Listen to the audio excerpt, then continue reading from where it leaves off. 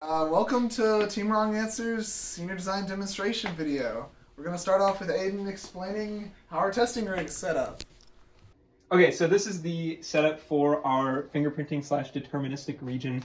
When we're testing from the deterministic region, we wish to create a case where our capacitor is fully discharged and then begins charging at this falling edge pulse here. So the main driving clock of the circuit is in yellow, and then this red pulse is indicating whether it's charging or discharging, where red is high is discharged, and then red is low as it begins charging / oscillating again. And you can actually see the deterministic limit here because the persistence of vision gets kind of blurry right here. So the oscilloscope provides the driving clock, that's this yellow one, to the circuit through probes here. They also run through this red wire to our discharging circuit, which consists of a clock divider. So each of these ICs divides the clock twice. That controls this MOSFET, which is what's actually discharging or charging the capacitor. And that's for testing the fingerprint / deterministic limit.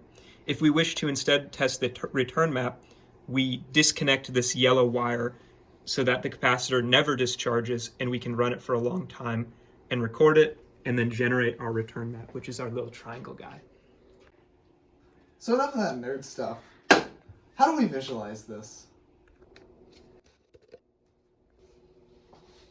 So we can think of these as different devices that are in our market, where one of these is from a trusted source, where we know this person is trusted and we want to make sure that what they tell us they're sending us is what we get exactly.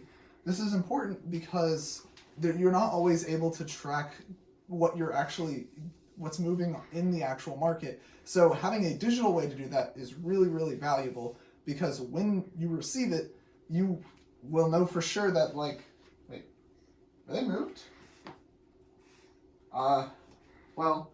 Luckily we have a way that we can verify that whichever one is ours. So using the testing setup previously mentioned by Aidan here, we know that Joey's board will have a predetermined fingerprint, and what we did here is hooked it up to the oscilloscope so that we can get some readings.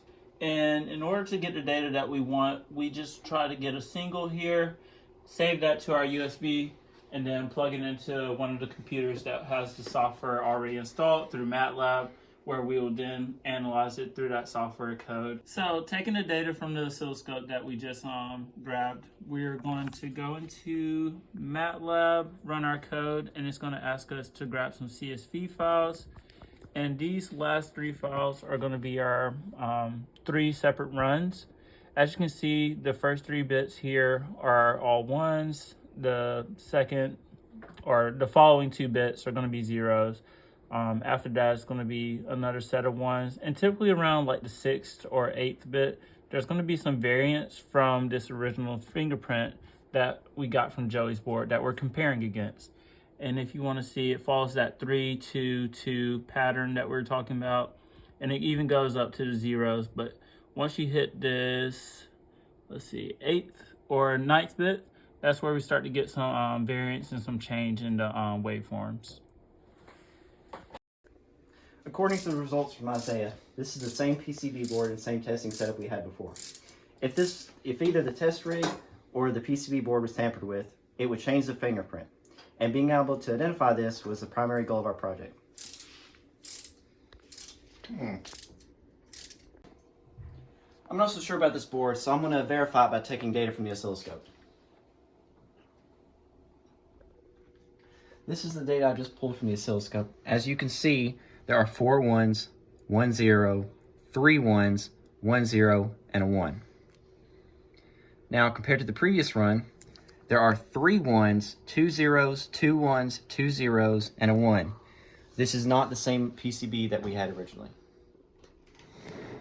So this concludes our video demonstration, as we have proven that in our proof of concept, a given chaotic oscillator can be verified that it is the exact one that we had in that system, and if it was changed out, we can see that it has a different fingerprint.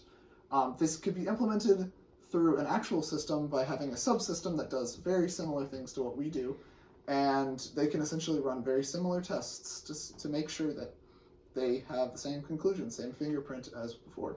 So thank you so much for watching, and we'll catch you on the flip side, or whatever people say at the end of these videos.